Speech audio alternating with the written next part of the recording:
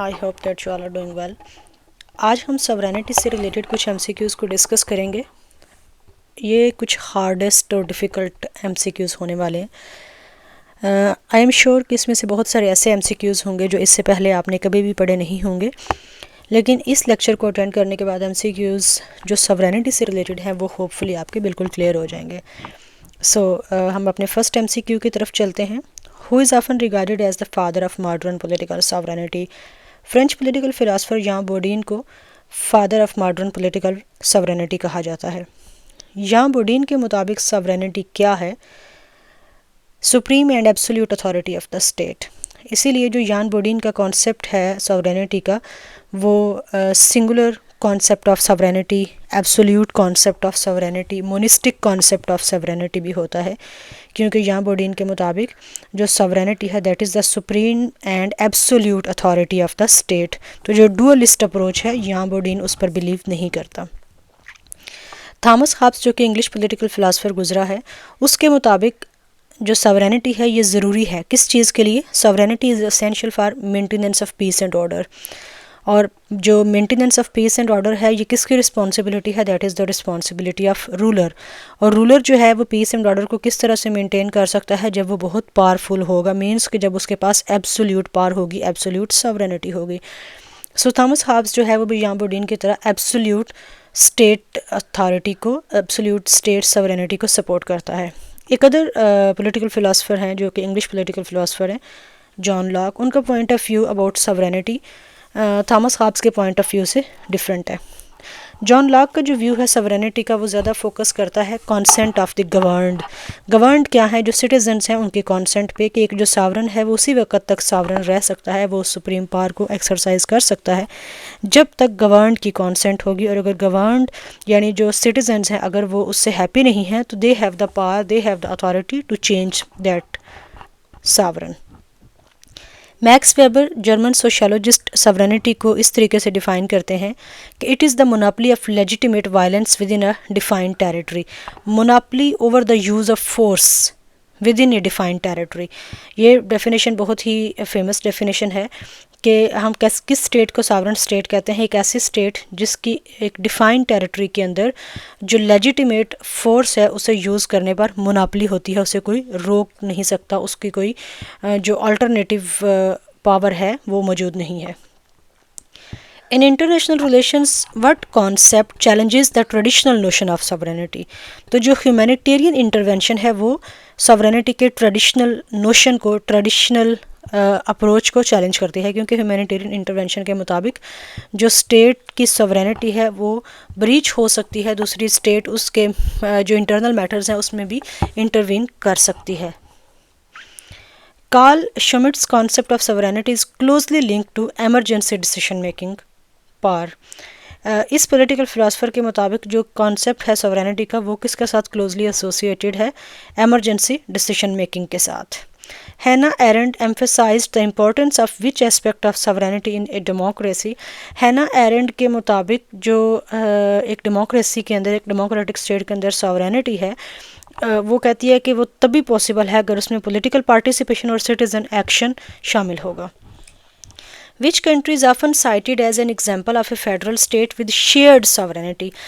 shared sovereignty ज़्यादातर federal states के अंदर ही ये डिबेट और ये डिस्कशन आपको मिलेगी। तो यहाँ पर जो बेस्ट एग्जांपल है वो कनाडा की है, क्योंकि बाकियों को अगर आप देखें तो they are not the federal countries. According to C.B. Macpherson who ultimately holds sovereignty in a democracy people. तो ये जो C.B. मैकफर्सन का पॉइंट ऑफ व्यू है ये रूसो के मुताबिक, रूसो के साथ ज़्यादा मिलता जुलता है, जॉन लॉक के साथ ज़्यादा मिलता जुलता है। The concept of popular sovereignty means, popular sovereignty का मतलब क्या है? The people are the ultimate source of authority.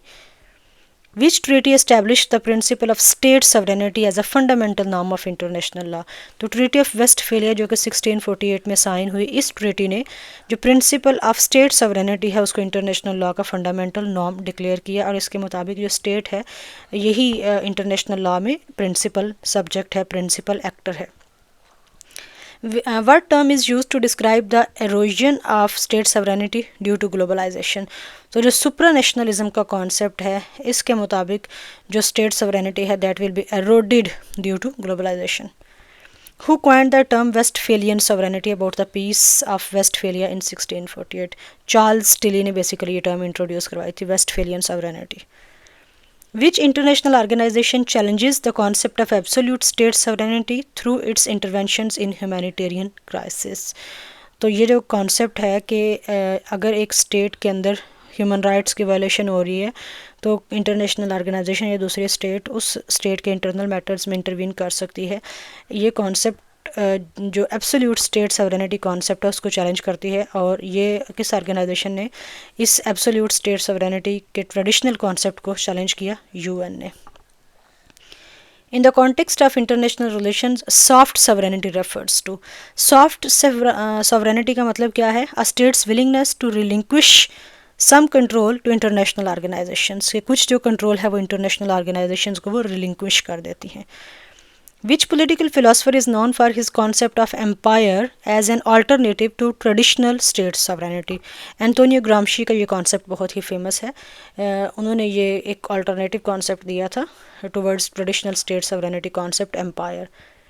In international relations, the responsibility to protect doctrine challenges the principle of sovereignty by emphasizing. तो किस चीज़ पर emphasize करते हुए? The international community's duty to intervene in cases of mass atrocities. ये पहले भी हमने पढ़ा कि जो ट्रेडिशनल कॉन्सेप्ट है स्टेट सॉवरेनिटी का उसको चैलेंज किया इस कॉन्सेप्ट ने ह्यूमैनिटेरियन इंटरवेंशन ने, कि जो इंटरनेशनल कम्युनिटी है उसको ये ड्यूटी है कि वो इंटरवीन करे अगर किसी स्टेट के अंदर मैस एट्रोसिटीज़ हो रही हैं. Which principle asserts that a state has exclusive authority over its own territory and domestic affairs? Non interventionism. जो नॉन इंटरवेंशनिज्म है वो ये कहती है कि एक जो स्टेट है उसकी एक्सक्लूसिव अथॉरिटी है अपनी टेरिटरी और अपने डोमेस्टिक अफेयर्स में, और दूसरी स्टेट को उसके मैटर्स में इंटरवीन नहीं करना.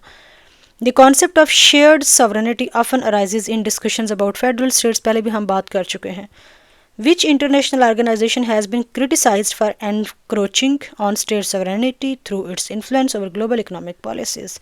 तो वर्ल्ड बैंक को अक्सर ये कहा जाता है कि जो वर्ल्ड बैंक है वो अपनी ग्लोबल इकोनॉमिक पॉलिसीज़ के ज़रिए से इन्फ्लुएंस कर रहा है, स्टेट सॉवरेनिटी को से एनक्रोच कर रहा है. The concept of external sovereignty refers to its state's authority over its relations with other states. ये बात आप लोग जानते हैं कि जो concept of sovereignty है इसके dual aspects हैं, एक internal sovereignty है और एक external sovereignty है. Internal sovereignty means कि उस state की territory के अंदर और उसकी population के ऊपर उस state का exclusive right है to use its power, to use its legitimate violence, to use its legitimate force. और एक्सटर्नल सॉवरेनिटी का मतलब यह है कि स्टेट अपने एक्सटर्नल मैटर्स में मुकम्मल तौर पर आज़ाद है. What principle of international law supports the idea that states should not interfere in the internal affairs of other states? तो जो नॉन इंटरवेंशन प्रिंसिपल है ये सपोर्ट करता है कि एक स्टेट को दूसरी स्टेट के इंटरनल अफेयर्स में इंटरफेयर नहीं करना चाहिए. In a federal system of government, which level of government shares sovereignty with the national government? तो जो रीजनल और स्टेट गवर्नमेंट्स हैं वो सेंट्रल गवर्नमेंट के साथ सॉवरेनिटी को शेयर करती हैं. The concept of sovereign immunity protects states from lawful lawsuits in foreign courts. जो sovereign immunity का concept है ये किस चीज़ की तरफ इशारा करता है? States from lawsuits in foreign courts. What international agreement seeks to prevent the proliferation of nuclear weapons while allowing peaceful uses of nuclear technology? तो जो NPT है, नॉन प्रोलिफरेशन ट्रीटी, वो इस चीज़ की इजाज़त देता है कि जो न्यूक्लियर वेपन्स हैं उनकी प्रोलिफरेशन को रोका जाए, लेकिन जो पीसफुल पर्पसेस हैं उनके लिए न्यूक्लियर एनर्जी को यूज़ किया जा सकता है. The principle of territorial integrity is closely related to which aspect of sovereignty? तो टेरिटोरियल इंटेग्रिटी एक्सटर्नल सॉवरेनिटी के साथ रिलेटेड है. टेरिटोरियल इंटेग्रिटी को प्रोटेक्ट किया जाता है from external aggression. Which political theory argues that state sovereignty should be limited by the consent of the governed? तो liberalism जो थ्योरी है वो ये कहती है कि state sovereignty should be limited by the consent of the governed, और अगर जो consent of the governed है वो नहीं है तो जो सॉवरेनिटी है वो जिसको वो चाहे उसकी तरफ जा सकती है. In international law, a state's extraterritorial jurisdiction refers to its ability to enforce its laws beyond its borders. Extraterritorial का मतलब ये है कि beyond territories. The principle of territorial sovereignty asserts that a state has exclusive control. Territorial sovereignty का मतलब क्या है कि state has exclusive control over its territory and on the population living within that territory. In the context of international relations secession refers, secession क्या है, the division of a state into two और मोर entities, एक state का divide हो जाना दो या दो से ज़्यादा पॉलिटिकल एंटिटीज़ में. The concept of stateless nations challenges the idea of sovereignty by highlighting the existence of nations without their own states. Stateless nations कैसी nations को कहते हैं जिनकी अपनी कोई state, अपनी कोई political entity नहीं होती है. In the context of international relations, asymmetric sovereignty refers to a situation where asymmetric means inequality. ऐसी situation जहाँ पर जो states हैं they have varying degrees of sovereignty and power. उनकी जो degree of power और sovereignty है that is not equal. The concept of sovereign debt refers to, sovereign debt का concept क्या है, the debt obligations of a sovereign state. एक sovereign state के जो debt obligations हैं towards other states. The idea of sovereign wealth funds is most closely associated with economic globalization. Sovereign wealth funds. In international relations, extraterritoriality refers to, ये पहले भी हम बात कर चुके हैं, the extension of a state's legal jurisdiction beyond its borders. Extraterritoriality के ऊपर एक वीडियो भी मौजूद है, आप उसे भी देख सकते हैं और अपना ये कॉन्सेप्ट फर्दर क्लियर कर लें. Which international organization is often criticized for infringing on state sovereignty through its trade agreements and dispute resolution mechanisms. तो ये WTO को ब्लेम किया जाता है कि ये जो है वो स्टेट sovereignty को इन्फ्रिंज कर रही है ट्रेड एग्रीमेंट्स के ज़रिए से और डिस्प्यूट रेजोल्यूशन मैकेनिज्म्स के ज़रिए से. The concept of sovereign default refers to a situation where a state fails to meet its debt obligation.